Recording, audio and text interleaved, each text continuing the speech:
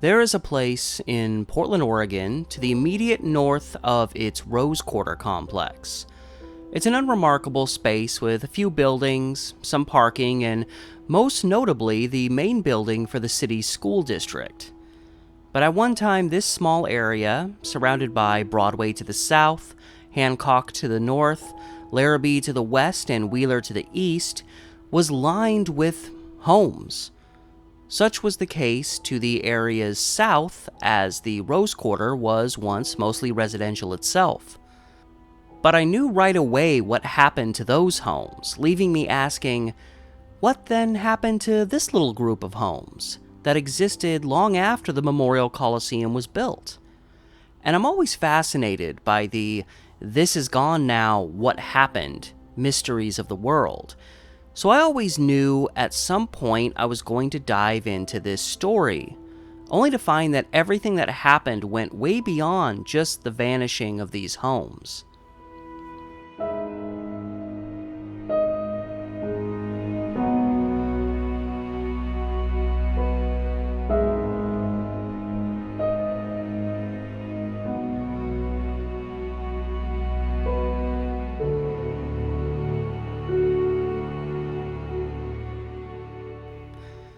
The beginning of the slow transition that would remove this little neighborhood forever started in 1969.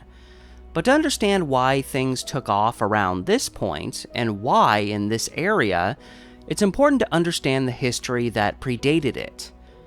The small town of Albina had its seeds in the 1870s, named after the wife of William Page, who once owned the land. It was incorporated as a town in 1887 and annexed by Portland just 4 years later.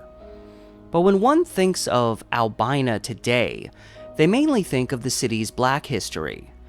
Albina may have ceased to be an independent town in 1891, but it lives on today as a community. In the early days of Portland, most people of color were forced to live on the north end of town, in the Chinatown and Pearl districts of today. But as the east side began to develop, and continued on into the 1900s, some serious white panic took off as people of color began moving there as well. To quash this best they could, in 1919 the city's realty board changed their rules.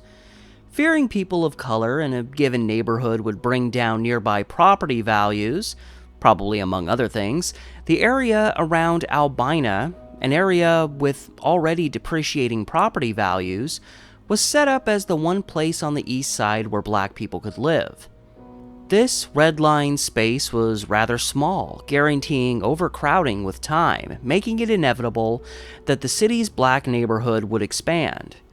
With the 1948 flood of Vanport destroying the whole town, its black residents pretty much had the choice of leaving town or moving to Albina, further crowding the area. So today the term Albina encompasses multiple neighborhoods. And as was and has been the case in cities everywhere, as Portland's primarily black neighborhood, those living there had many struggles leading into the 1970s, be it housing, education, economics, public safety, and so on. That's the condensed Crib Notes outline of this area. The real history goes much deeper. And it's also the darker history I'm referencing here, as it ties in best with the subject matter of this video. But despite the struggles faced here, it was still a vibrant community full of life. While the original area's southern border existed further north, through expansion, the residential area that once existed where the Memorial Coliseum was built was considered to be at the south end of the Albina area. During the 50s, the city made a big push to establish a sports arena and recreational space in downtown, but the citizens wanted something on the east side. Despite Delta Park to the north being heavily considered and a project that wouldn't have displaced a whole neighborhood of people, this area was chosen and several blocks of mostly residences, while there were several businesses as well, were destroyed to make way for the Coliseum and surrounding parking. And even before this late 1950s project, Perhaps an instance of foreshadowing, Interstate Avenue would be developed down by the river. As we can see in these pre-1950s images, this area was once also residential, right down to the railroad lines along the river, with no interstate to cut through it. Most of these homes were demolished for that project, with the remaining ones demolished so that motels by the Coliseum could be erected. Not too far down the road, another interstate project would infiltrate the area, that being the 1960s construction of Interstate 5 through Portland. As this freeway processed into the northern part of town, it passed by the Coliseum and then cut through North Portland, cutting right through the middle of the Albina area in the process. Known early on as the Minnesota Freeway for running roughly in line with Minnesota Avenue, many more homes were taken and demolished. And as the 60s were coming to a close, a planned expansion project for the Emanuel Hospital along the heart of the Albina Commercial District at Williams Avenue and Russell Street was well underway. For this expansion, even more homes would be demolished, as well as a piece of Albina's cultural hub.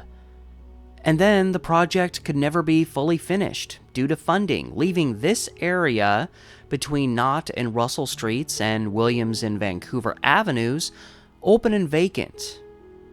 Maybe make sure you've got your situation fully figured out before you start eviscerating history. Hundreds of homes, thousands of people.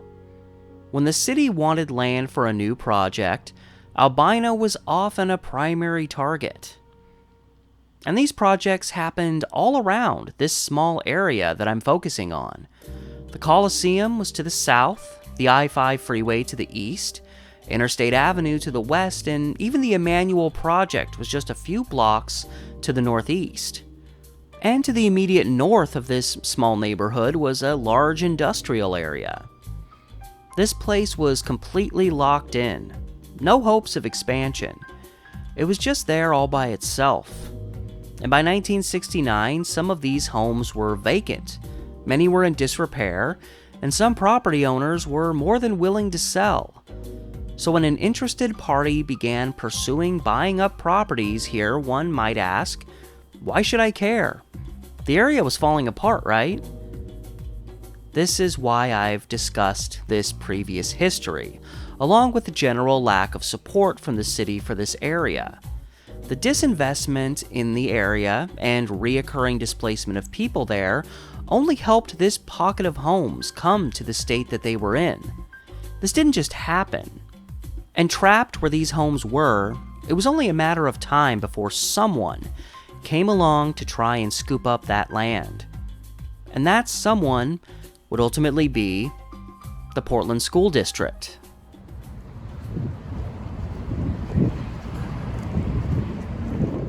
So I was planning on getting some shots in the actual Rose Quarter since I referenced this area in my video. Forgot last game of the season for the Blazers against the Lakers. I just happened to get here like just less than an hour before the game started. So what I thought was going to be a passive, quiet walk through the Rose Quarter, thousands of people up there right now. So, I have an alternative. Here is the Memorial Coliseum.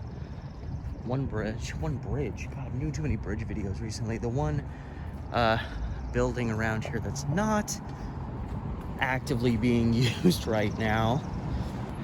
And we are to the immediate south of the particular area that I'm focusing on.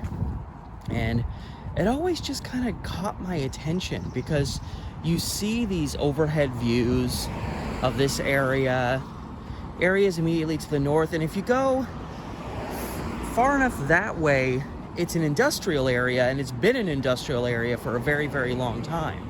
That hasn't changed recently, or in the last 90, 100 years plus. And then you've got this area, which was drastically altered at the end of the 50s, so that this building could go in along with all the parking that they put up over here. But there was this little nook in between the two. And it would have started just on the other side of Broadway, which this traffic signal up here, that crossing street is Broadway. In fact, there's the Broadway Bridge crossing the river right there. So it would have started just on the other side of Broadway, more kind of off in this direction. This is the southern edge of where this stuff, I mean, this was the one commercial building that was here. I said the one building, the apartment building down there was the one building left. I more meant residential, because this building was here when all these houses were still existing, and a lot of them were just behind it. And you can tell it's an older building. I mean, it's so ornate. You know, it's so simple in so many facets, but you've got this arched doorway. And I don't know how taggers pull that off. Do they have like a get to the roof and just streamline down like they're in the... So this is the Portland Van and Storage Building. Storage Place Central, built in 1925. So yeah, this was here long before things began to drastically change, and it's one of the places still here. So we're more or less to the southeast corner of where this little residential hub was. Vancouver Avenue is right here. Williams is next. They both collectively cross the freeway right on the other side of this building. But this is Wheeler Avenue coming through here. And so this was kind of, you know, the roads kind of turn and go that way. So the roads, I mean, look at them. They're really weird through here. And I started like researching this because I knew what happened behind me. I knew what things were like down there, but I didn't know what happened right here. And I kept seeing all these pictures that showed that like all these houses were here, and then it's just like somewhere along the line one day they were just all gone. And that caught my attention. That fascinated me. So Wheeler continues on down this way. If I'm looking this way, the Rose Quarter is directly behind me. And this is of interest because this building is, it looks like it's called the Paramount. I don't know if that's what it's always been called, but this is the only building in this area where all this residential stuff was. Sorry, a bunch of really loud, obnoxious sports fans are over here just acting like children. But this is, I think, the only place in here that's, because it's all commercial pretty much here, and they're building the new thing back here. But this place, you know, was here before. Place to put your horses. But yeah, this definitely was here at the time. Sorry, it's hard to think and talk when you've got a bunch of guys being dudes all over the place. But yeah, this was here when those houses were here, and it's the only place that's still here. I'm pretty sure. I don't think there's a house hiding in here somewhere, and literally the freeway is like right on the other side of this. In fact, because I'm in the next street down, so this is actually Flint. And Flint, Vancouver, and Williams, they all cross the freeway right up here. So there's no houses left over. You know, the freeway comes along and it's literally just bordering where this pocket of homes was, right to its east. I'm sure that affected things. In one of my Portland Then and Now videos, there was a house that I show that probably was still there until the freeway was built, and the house would have been like right where the bridge starts, right here. So there were definitely homes in this area. This was residential, but it's hard to maintain residential a residential setting when literally they're removing the land beneath where your house was. And here we are at Hancock Street. We're just a couple blocks down, or I guess up if we're going north, from Broadway. And this is kind of where, more or less, this is where the residential element started to end at Hancock. According to old maps, Hancock used to go right through here, but as you can see, many things have changed over the years. But this is pretty much in general where the residential side started fading off and the industrial part kind of started. And you can see that in old pictures. You can see this real like dividing line where it just quickly shifted residential, commercial slash industrial, or I guess commercial with industrial in parentheses. So yeah, once upon a time, according to maps and imagery, Hancock used to travel through here, but not anymore. It's about to get a little loud, understandably. I'm just kind of wondering what kind of view I can catch from, this is Flint crossing over the freeway, as things are today. Again, the residential stuff kind of ended through here, and then this is where the commercial industrial stuff kind of started.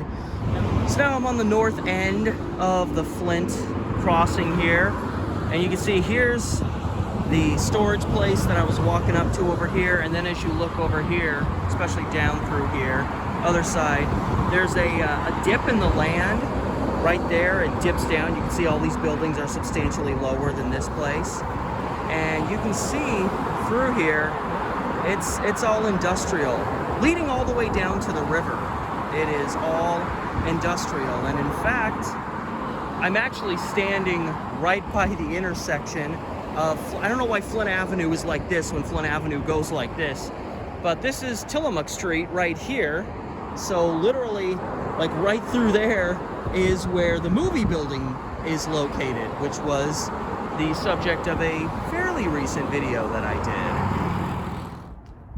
And even though we're like a block down from Hancock, I feel like this was probably really, for the long time, this was the divider between the residential and industrial, because I don't, like, so much that's been down here has been down here long before the 70s. So the elevation down here has not changed. And I don't think this has either. This elevated hillside probably continued over here and was removed so that they could put this building in. So this hill probably went on like that, and that was probably a divider. All the homes were up on the hill and covering the few blocks down, and then downhill down here, this is where the industrial stuff really started. So this was probably a buffer between the two. At least that makes sense to me.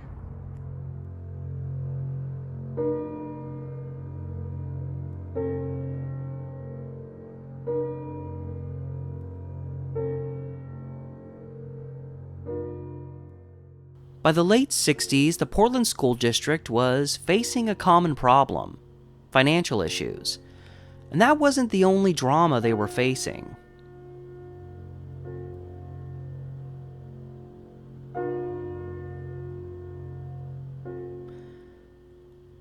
So in 1968, the school board began pursuing a long-term plan to sell off unused properties and buildings with a primary focus of consolidating things that were costing them too much money, such as maintenance, transportation costs, and storage. They knew a primary site in the Albina area would be ideal as an almost middle point in the city. And it just so happened there were a few city blocks looking at an uncertain future right in the middle of that area. It was a dream site for what the school district was looking for, and a few square blocks of space would allow for the construction of a large complex to suit their needs. The district began buying up properties here in September 1970, scoring the ones that were easiest to get first. This was the start of 2 years of drama, as not every property owner there was elated to sell, and furthermore, the school district had been given condemnation powers over the land to possibly use against anyone who was, let's just say, uncooperative. An organization of not too happy locals was formed, called the School District Displaced Persons Association, to fight what they deemed problems in what was happening, problems that other locals had faced when their homes disappeared. namely the minimal amount of assistance provided for those displaced to help them move, as well as struggling to find comparable new residences for the same amount that the school district had offered to pay them on their properties. Examples included the Charles family living on Hancock Street. They bought their home in 1953 for $8,000, and come 1972, the school district was offering them that same amount for their home. In searching for something new and comparable to what they had, they said one of the most affordable options they had was going for $14,900, nearly $7,000 more than what they were being offered. So they decided to not sell and fight back. Dillard Hudson owned a fourplex on Benton Street that he ultimately sold to the district for $32,000, only to find he could not find a suitable replacement for less than $44,000. And an H.E. Clardy of Ross Avenue bought two adjoining properties in 1959 for a combined total of $13,450. More than a decade later, the district was offering $14,000, barely above his 1959 investment.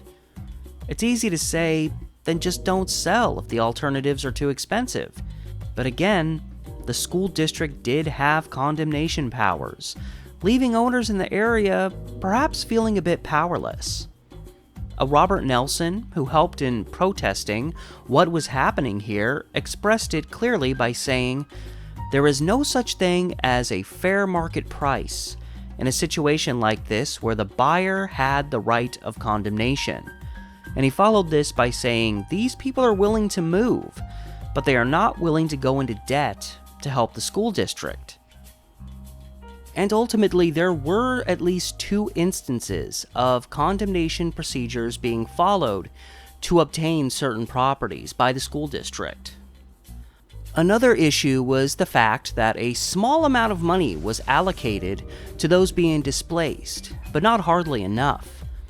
And with this simply being a buyer trying to buy land, as opposed to, say, an urban renewal project, there wasn't that potential federal aid money that could have provided far more for those displaced and made the situation more amicable.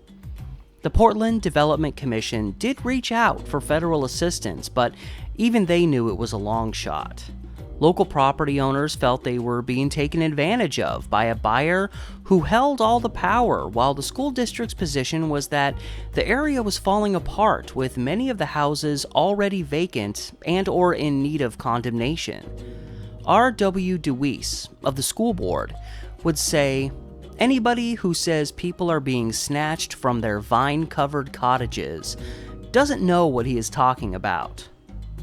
A little over the top, but it presented the school's argument that they were trying to buy lots on land with not a whole lot to save without using condemnation powers as much as they could.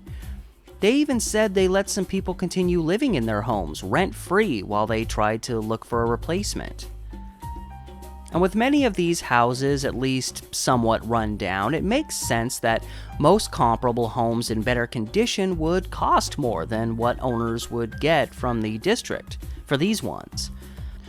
It was a situation where technically the district was paying fair prices because the property values there had depreciated so much, but with most other options at a higher price, the school district knew by paying less for this property that they were setting up many people to accept a replacement considerably less than what they had before. And with the crux of this project being saving money during a rough time, the district clearly did not want to pay more for these properties than they had to. While property purchases began in 1970, it was 1972 when these issues really took off, likely when the district was down to those owners and locals most frustrated by the situation. And amidst all of this, and with no luck from the feds, the Portland Development Commission figured, if we can't get the assistance because of the type of project this is, then maybe we should just change the project. In April 1972, Commissioner member Charles Olson drew up a plan to be presented to the Elliott Neighborhood Association that would change this all to a new urban renewal project, thus opening them up for federal funding. The school district could proceed with their building, and those displaced would walk away better taken care of. All the plan had to do was pass with the neighborhood association and go before the city council. If passed there, it would go on to the U.S. Department of Housing and Urban Development, or HUD. People who, by this point, had been displaced by the Emanuel Hospital Expansion project threw their support behind this plan, hoping these more recently displaced individuals wouldn't face as many struggles as they did. It quickly passed and was forwarded to HUD.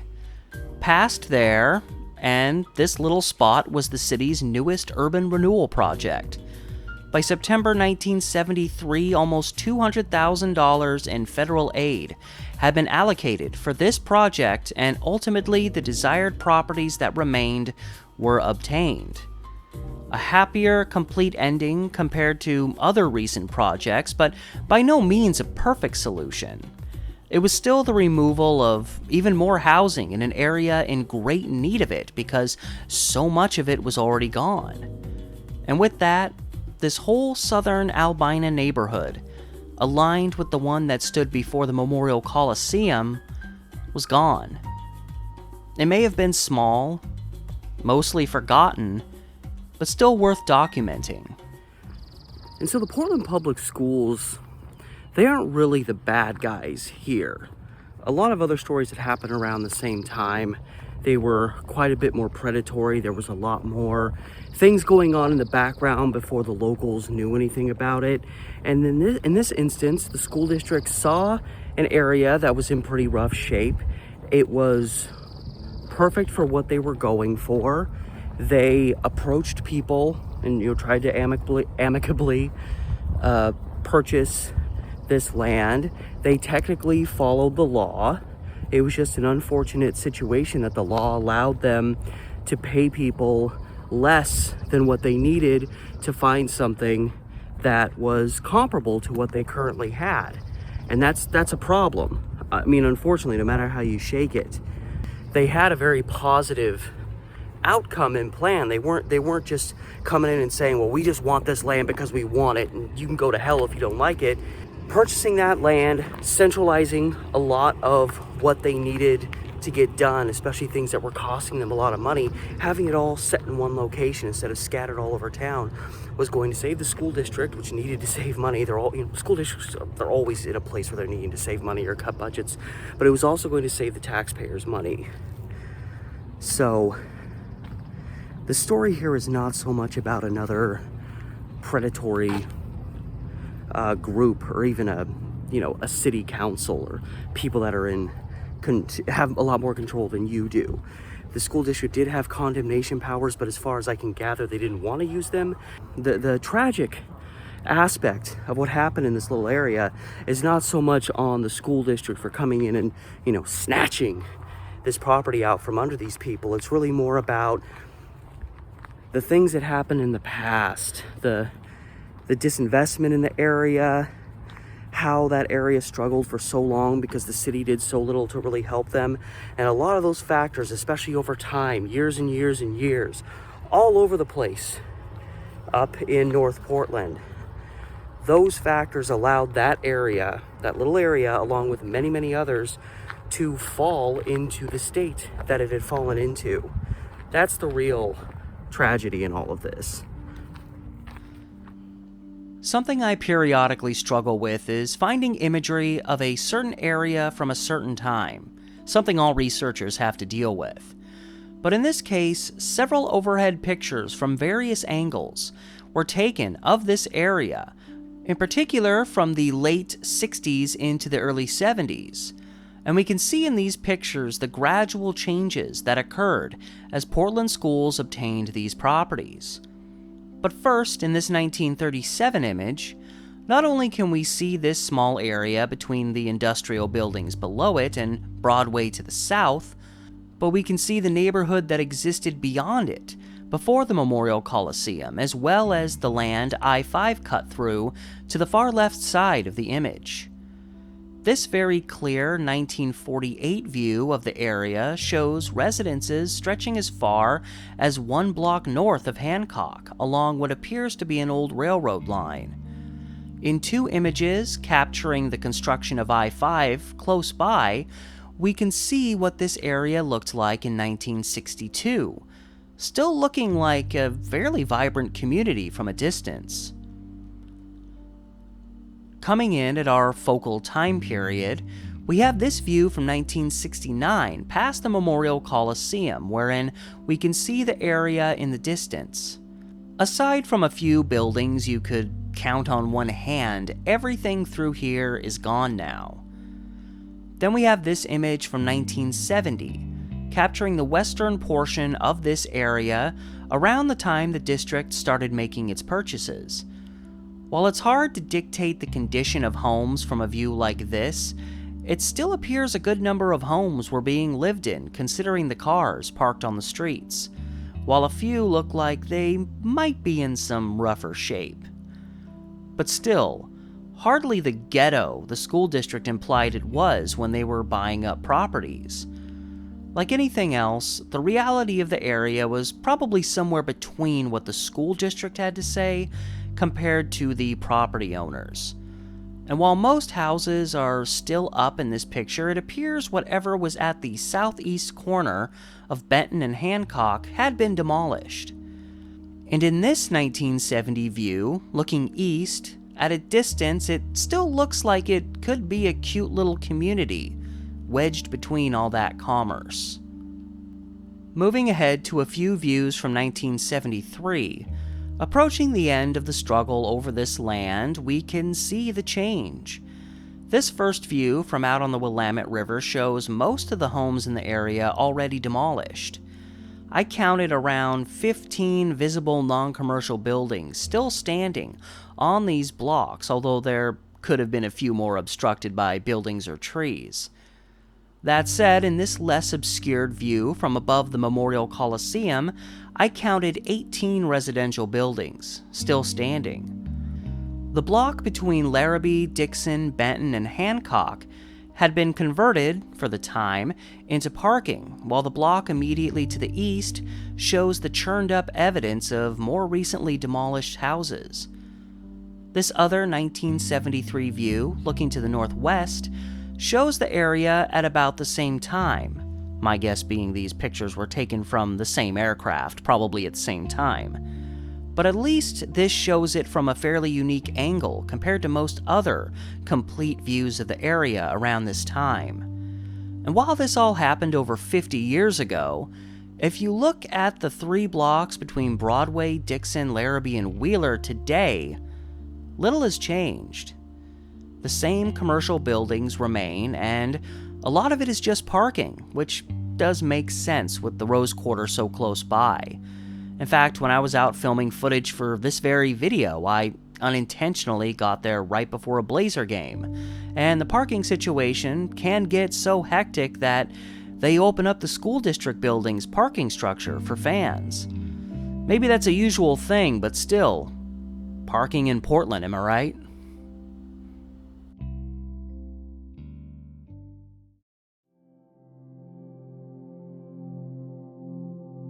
While what has been discussed to this point answered my questions as to what happened to this small collection of homes, it's not the ending of the story of what happened here. The school district finally had their land and big plans for it. Of greatest benefit in this whole story was that by consolidating a lot of their works into one location instead of various spots all over town, they could save a lot of money.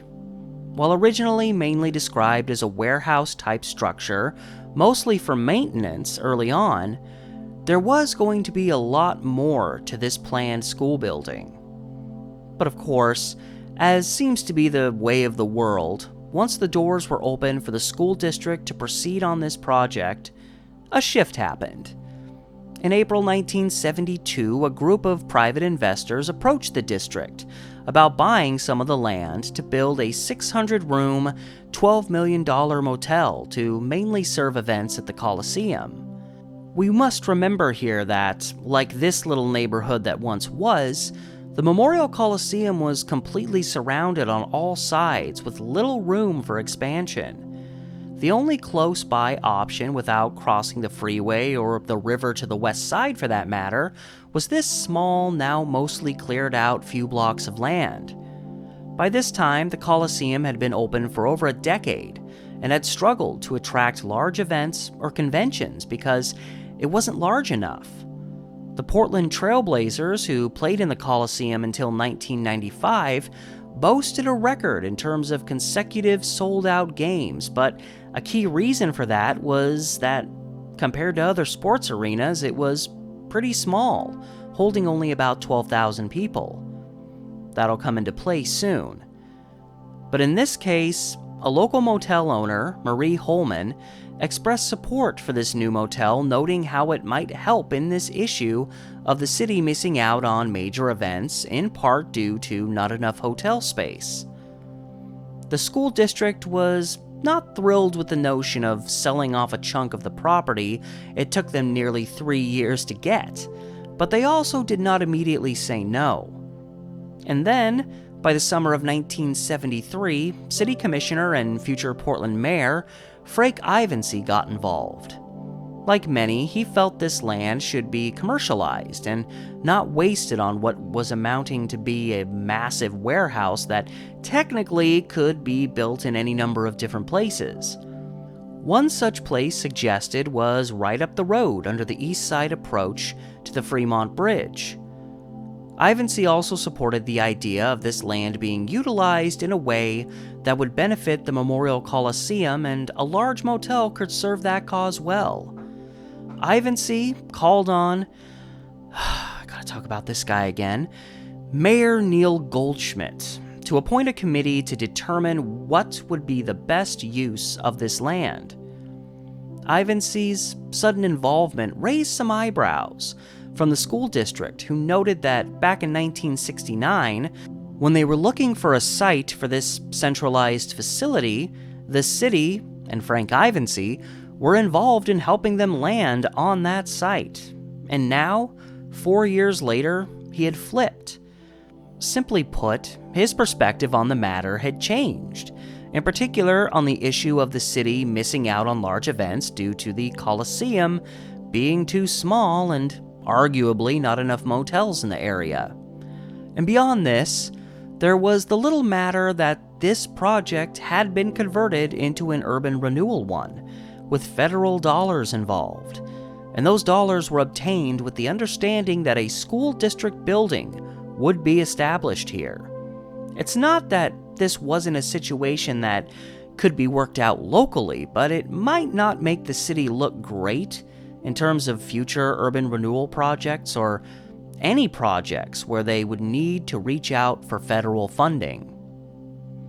October 1973, Mayor Goldschmidt established a task force to look into the matter of what was the best use of this land.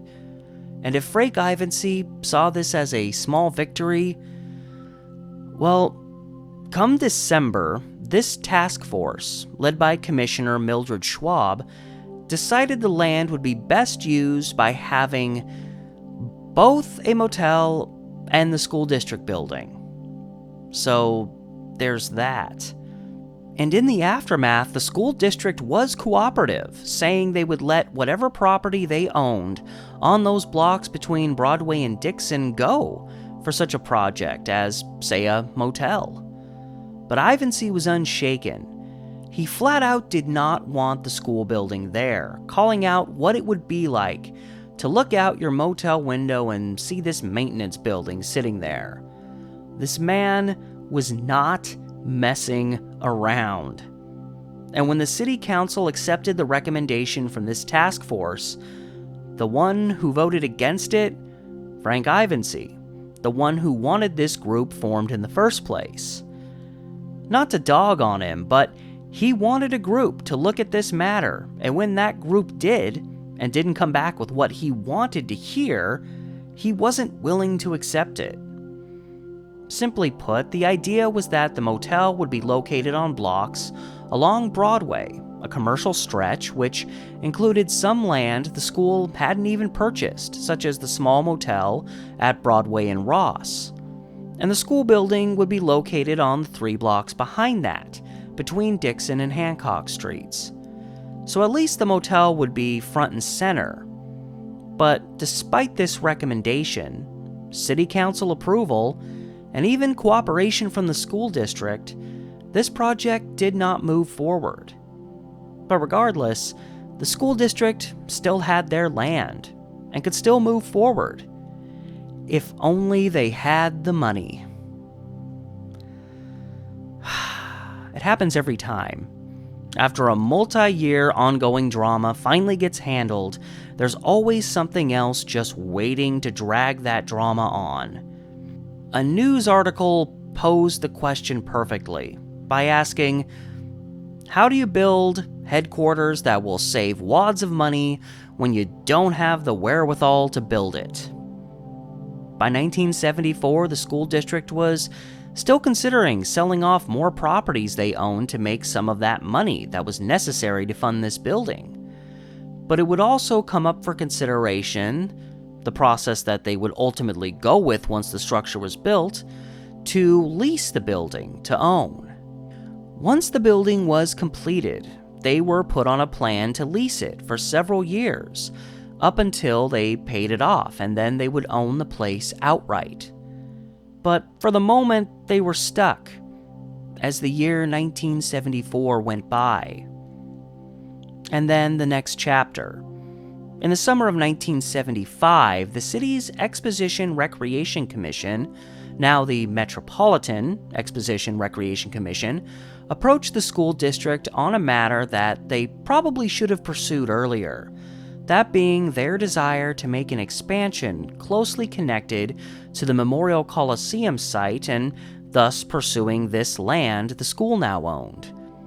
This is also where we draw back on that fact that the Coliseum was perhaps just not quite large enough.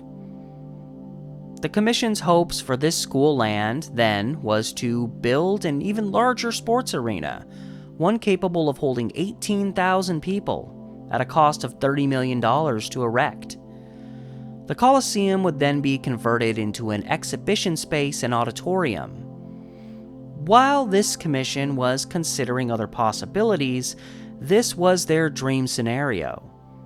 But it was another scenario that the school district was not all too keen on. They even called out the moral question of buying up all these properties and displacing so many people for a planned school building to then just say screw it and sell the land off for another project altogether. They could then build elsewhere, leaving people asking, well, why didn't you just do that in the first place? Whether a truly valid question or not, people would have been thinking about that. Unlike the motel idea, which the school was open to working with, the school's response in this case was swift. In September 1975, the school district officially rejected this offer, noting no other site would be as suitable as the one they currently had, along with the fact that to this point, they had invested almost $1.5 million in buying this particular land and dealing with everything else that came along the way. This likely failure began to revive thoughts of the failed Delta Dome project back in the 1960s, as well as the late 1950s issues trying to find a spot for a sports complex, ultimately resulting in the Memorial Coliseum. But before this, again, the city pushed hard to have the Coliseum built on the west side of the river in the downtown area. And while the Expo Rec Commission had yet to give up at this point, they began looking more at building a new arena on the west side. And ultimately, Commissioner Ivancy would get involved again in 1976 with relation to this new arena location. He would throw his support towards the idea of building a new arena between Interstate Avenue and the Willamette River, directly across the street from the Memorial Coliseum. But before really pursuing any of this, The commission looked to the city council for help, the same city council that recently decided a motel and school building suited the location best. They wanted this land so bad that they sought out even more alternatives for this school building to go, such as a space on Swan Island and one on the east side down by the river on Water Street. They were pulling out all of the stops, but within days of rejecting the arena idea, the school adopted a resolution that they planned on moving forward immediately with erecting their building, of which the seeds had been planted for 7 years earlier. The Expo Rec Commission would then finally decide to table their pursuits of this land, but with the caveat that if this school district did not move forward as briskly as they said they would, that they might come back around later. And that's just what happened. Come July 1976, the commission approached the school district again and made an offer of $1.2 million for the land. Considering the fact that the district had already invested more than this, buying and holding on to the land, it was considered a lowball offer. But in only buying the land, the commission did not feel responsible for the other costs the district had to deal with. Perhaps a sensible financial stance on its own, but not the best action with a school district that you're trying to wine and dine. It was considered such a bad offer that the commission even drew criticism from Frank Ivancy, calling them out for not acting sooner and acting more aggressively. So one shouldn't be surprised that the district rejected this offer, calling it inadequate. The following month, August, the school district finally put forward their detailed plan for the building they were to construct. The hope was for work to begin by the end of the year, and for the project to be completed in 18 months.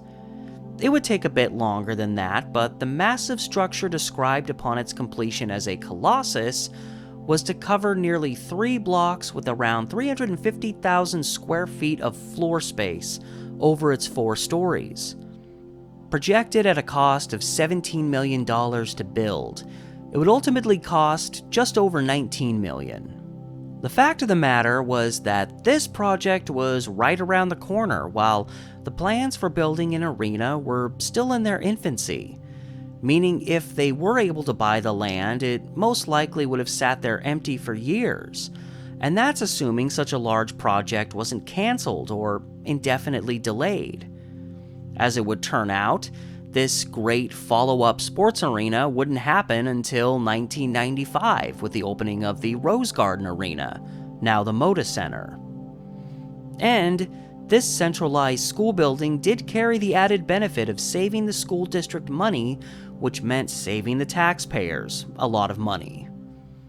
Completed in 1979, the official moving day for this new complex was July 6th. But that was just the first day, as it took much longer than that to relocate everything to be set up here. The building, originally described as just a maintenance building, would serve in that capacity, along with having space for a main storage warehouse, food preparation, a curriculum library, administration offices, meeting rooms, data processing offices, and so on. And it was, again, to be leased to own by the school district, with the plans on using some of the money they were saving with this building to pay it off.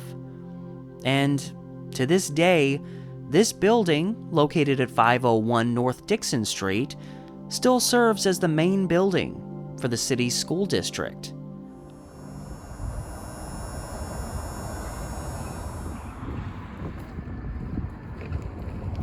So I am coming out on Larabe here off of Dixon. Dixon's one of the roads that ran kind of right through the middle of everything. And so Larabe here would have been the furthest west portion of this, because you can see there's not a whole lot going on over here.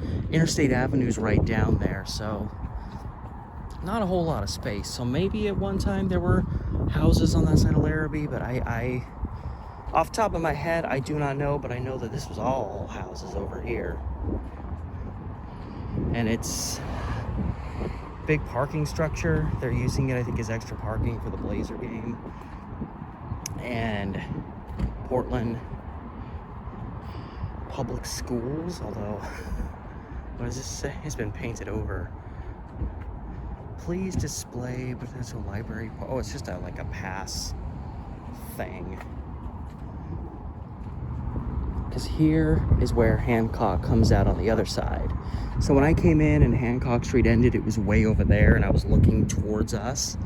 So this is the other side. So this would have generally been, you know, roughly the area where the residential stuff started fading out. And again, more industrial stuff started. So yeah, so I'm getting video of the school district building. Pretty ugly building, if I'm being honest. I'm also not planning on using any of this talking. I'm just getting video of the school building. Violators will be towed. So this is kind of, looks like the back way into the school building. Yeah, it says school district vehicles only. Fair enough, I mean.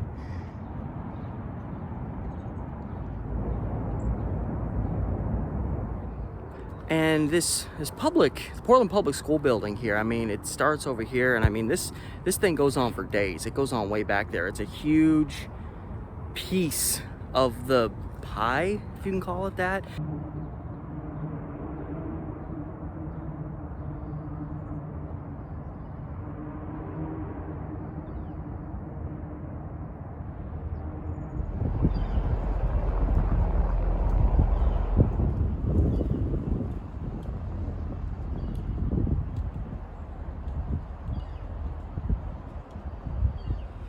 I wasn't kidding when I said this Portland School District building is huge. I was like up like a block and a half over there shooting video of it. And it goes far enough that way as it is.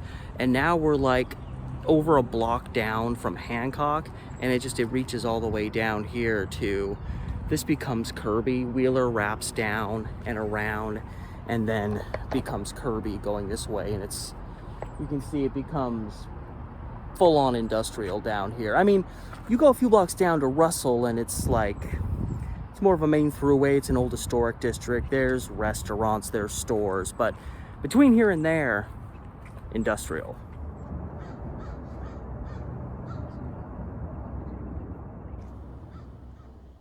And all of that is how we've gone from this to this since the start of the 1970s.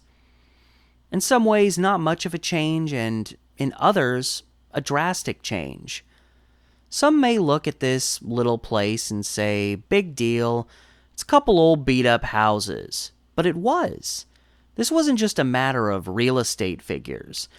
It was a later chapter in the ruination of an entire area. You look at just this small segment of the city and you will see an area where multiple projects displaced literally thousands of people. One might see an area full of homes that needed to go, but they, like many others in the area, primarily reached this point due to neglect by a city.